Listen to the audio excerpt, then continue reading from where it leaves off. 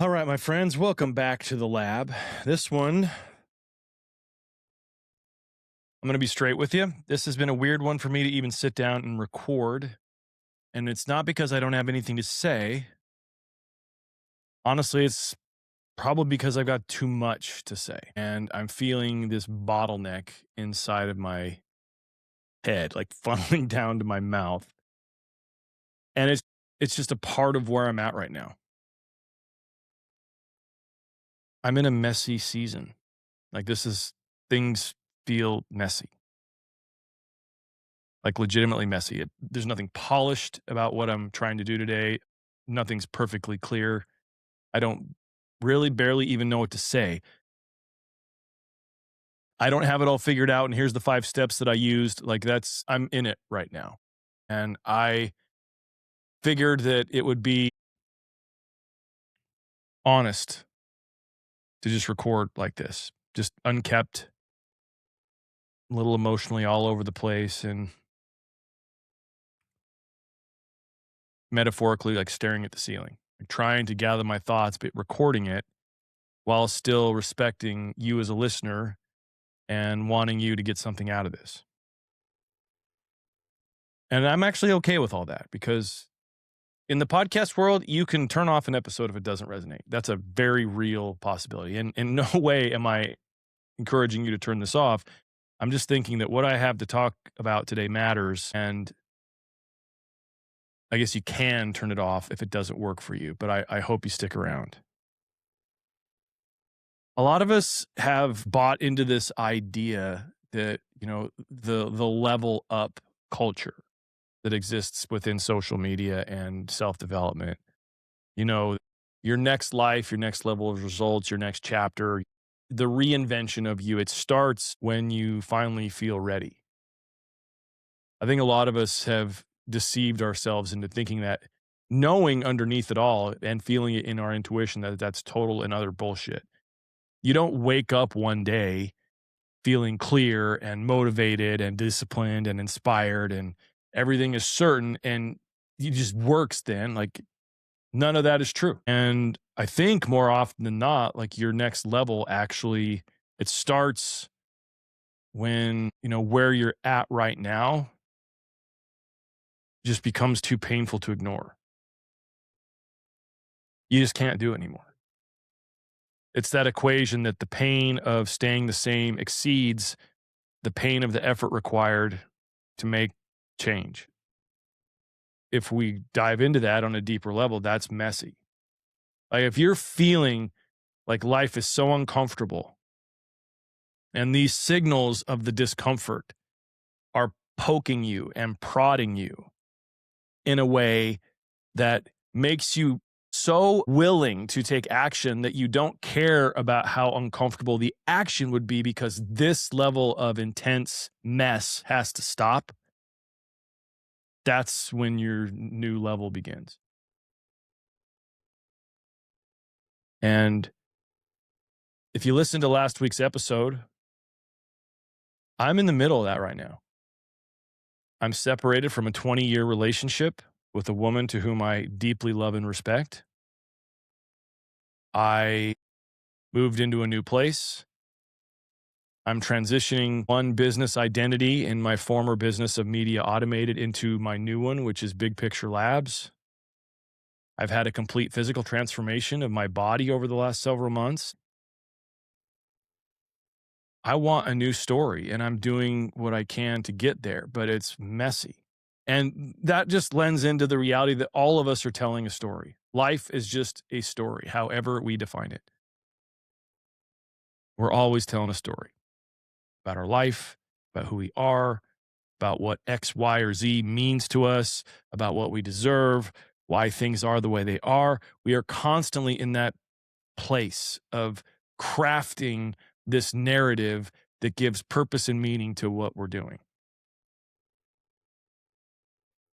And if we are not consciously writing that story, then our fears will write the story.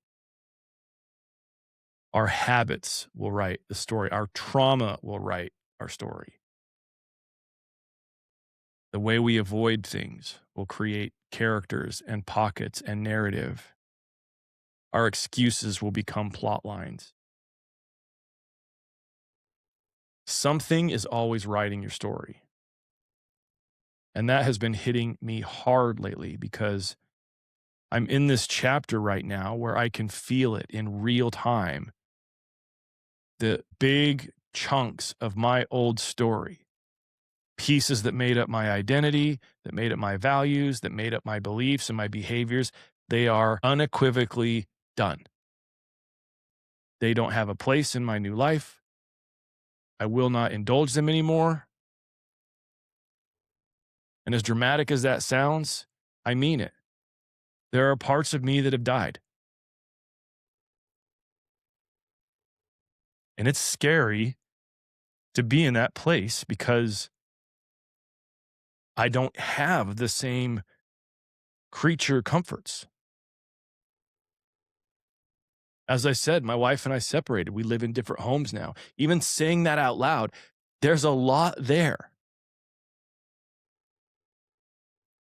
As I've shared, there's a lot of care and love and friendship and history there.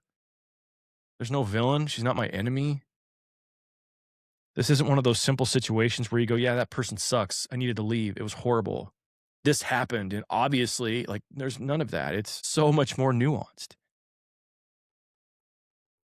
And I think, even though this way is better, it's harder because I don't have an excuse to lean into the sedation of my anger. I have nothing to be angry about.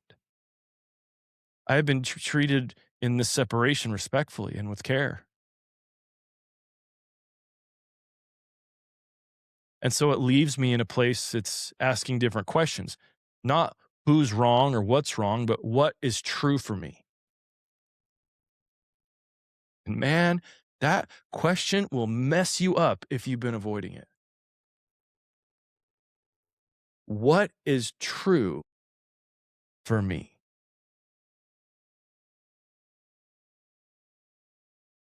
I think a lot of us, we stay in our stories, not because the stories help or they're right, but just because they're familiar. I think familiarity is one of those things that we overlook as a real deep core human need. I know that certainty is one of the core human needs. And I suppose that a version of certainty or a offshoot of it is familiarity. But even familiarity can suck because it can lull you to sleep in ways that rob you of the best parts of you. I want you to consider that. Like, let that sink in that as you look at your life, the familiar parts of what you do and who you surround yourself with, and the way that you think and the way that you act and your chosen identity, they can rob you of the best parts of you. Now, if any of you are like me, I know that some of you are exhausted. Not because life is confusing, but because deep down you have been internally resisting the change you know you've needed to make, but you've lacked courage to do it. And that is the most strenuous exertion of unnecessary energy of all of the things we can do to ourselves. To know better and then to not do better out of a combination of what's familiar and what's scary. You already know. And so did I. And I took action and it served me and it gave me relief and it gave me a new vision, but it still is hard. But it's a different type of hard. And you know that for yourself. Maybe it's that you know your relationship needs attention that you haven't given it to. Maybe you know you've neglected your body. That when you get out of the shower and look at your fat ass naked in the mirror, that you feel a sense of shame and guilt, and you know it, but you won't do anything about it because it's familiar. And the devil that you know is always easier than the devil that you don't. And the effort of counting calories and learning and being disciplined about what you eat, that's too big of an ask. But by God, you look like shit and you know it. You know the habits that you have that are costing you peace. You know the parts of your business that suck, that are exposed and broken.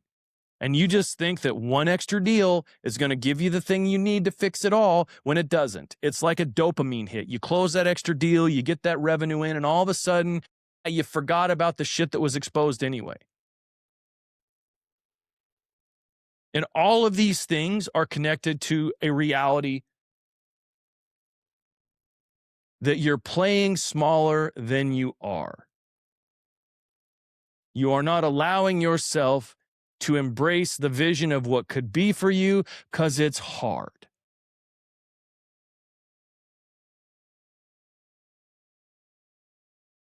But here's the thing. Eventually, the call will come. Whether it be disease or something that's forced upon you, whether it be bankruptcy, whether it be a failed relationship, whatever it is, if you do not take into your own hands the thing you already know needs to shift about yourself, it will come calling, and it will be far more painful in that way than it would be now to do the work that's right in your face to fix your shit. That's what the crossroads of life really are. It's not like we get to this point where there's a Y in the road. There's always an offshoot, an exit ramp for you to go that better route for yourself.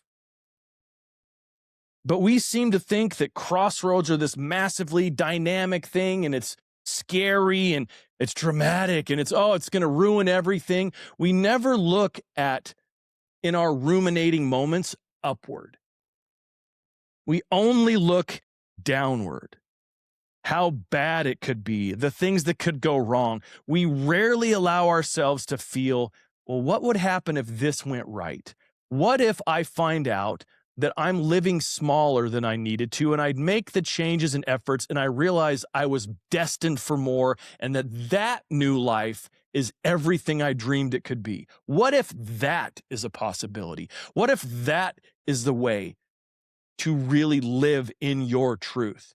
We don't allow that. Very rarely do people take chances and action from a place of hope. It's most always from fear. And the signs are there. There's tons of little signs in your life right now. Years of misalignment in certain aspects of what you live and do. Years of rationalizing. Years of, it's fine. It's going to get better, I swear. And then when you deal with that enough, then all of a sudden it's like, well, maybe this is just what my life is. Until eventually you hit that moment and something has to change.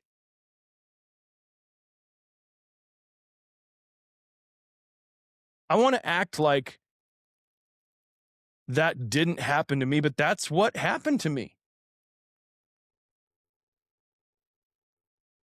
The conversations, the difficult conversations that led to the decision for my wife and I to separate came from our lease being forced to expire by our landlord because he needed the property back.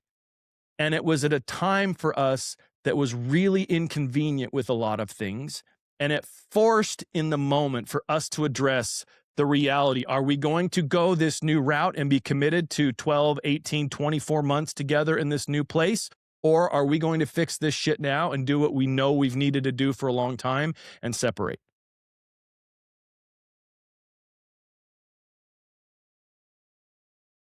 So what's the lesson there for you? The lesson is, and I want to drive this home, if you don't address the parts of your life that need to change, eventually life will force you to do it. And that's just reality. You can avoid your health until your body forces it. You can avoid your relationships until reality forces it. You can avoid your finances until reality forces it. But at some point, the bill comes due, and it's not punishment. It's not moral. It's just math. It's consequential. You loaded the one side to where the balance had to shift back, and it's forced.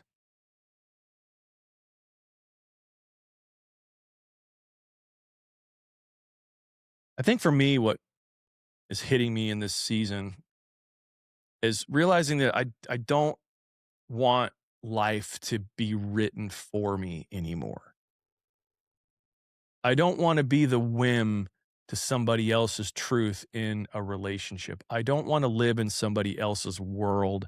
I don't want to be going after somebody else's goals. I don't want to be compelled to solve somebody else's problems for them. I want to write my own story, to take swift action towards the things that matter to me, and then to take the discomfort as an invitation to increase my capacity to hold on to the experience of living at the top of my life in the very best way.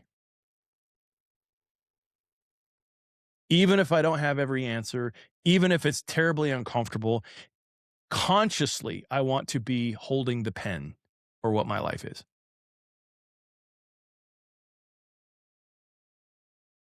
I've had an insecurity for a long time about my ability to lead.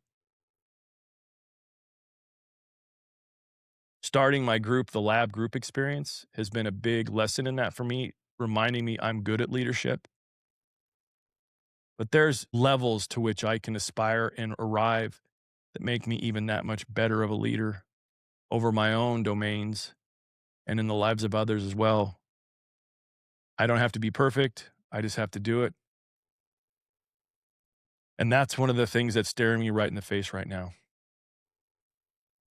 That the best thing I can do for myself to further my life and my business and any of my important relationships is to elevate myself to be the type of man that's undeniable.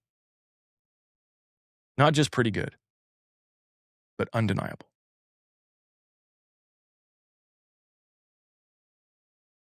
I started this episode talking about a life is messy. In the past, that version of me would consider messy to be a failure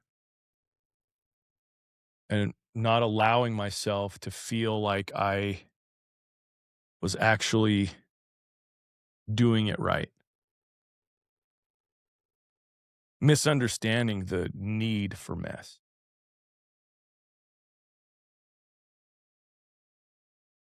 The mess is proof that the old story is breaking apart and that I'm having to learn new things and put together new conclusions to make different choices. And that's actually a really good thing. And that matters for you too. When your life feels messy, what is the opportunity in that mess? What are you going to do about it? How are you going to handle it?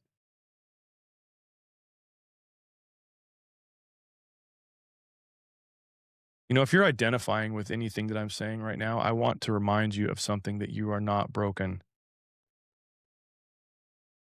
It's just a reminder that the life you're living, your old life, it doesn't work for you anymore.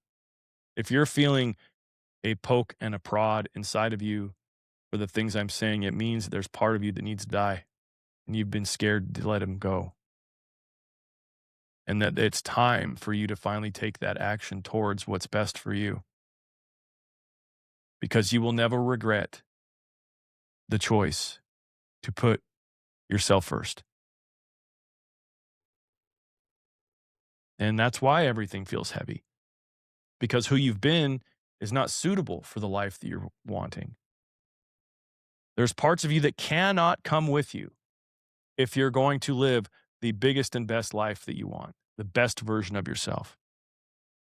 And I can say that to you bearing testimony to its truth, because as I walk through this path and through this gauntlet, it's very real to me that there's a parts of me that aren't coming along.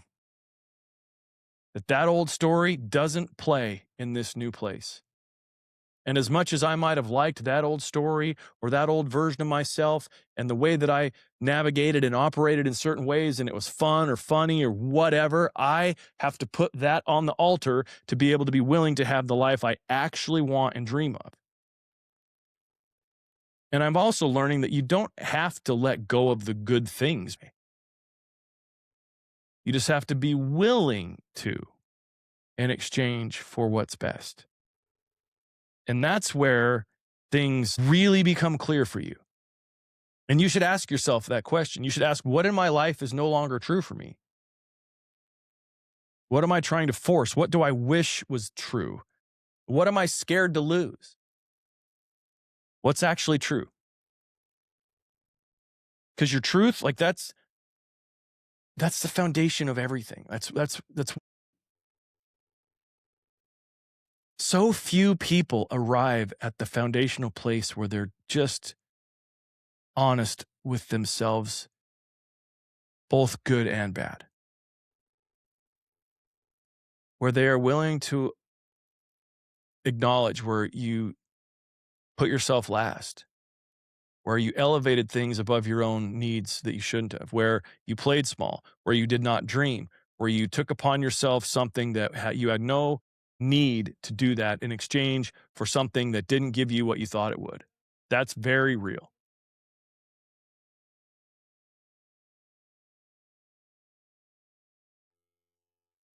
Now, I'm not pretending that I've mastered this by any means. I'm kind of shooting from the hip because I'm in it right now. And I do know this. I knew that the old story, I put that pin down. There's nothing left I need to learn from that story. It's not going to help me at all anymore. And this new version, this new part is 100% mine.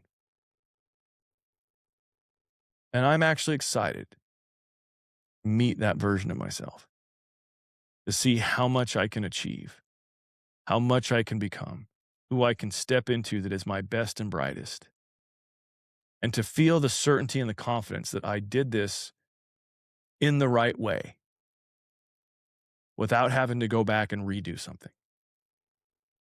So maybe for you, you don't need to figure out your whole life today. If you're inspired by this, I hope that you take action on this inspiration.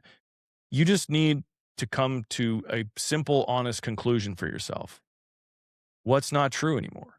It's one decision, it's one boundary, it's one act of courage that you take. That's how your story changes. It's just one thing at a time. Decision by decision, truth by truth. And so if you're in this messy season, similar to what I am, I just ask you that you would have grace upon yourself and allow yourself to stick with it while understanding you're going to stumble and fall and get nicked knees and have bruises from the effort, but that's a part of it. To use the analogy of weight training, your muscles do not become stronger in the lifting of the weight. They become stronger in the recovery of it. And so the mess is a part of that recovery because it means something has already broken. And now you're in a place where you're putting the pieces all back together, but you're doing it looking at a new cover of the puzzle box of a life you actually want.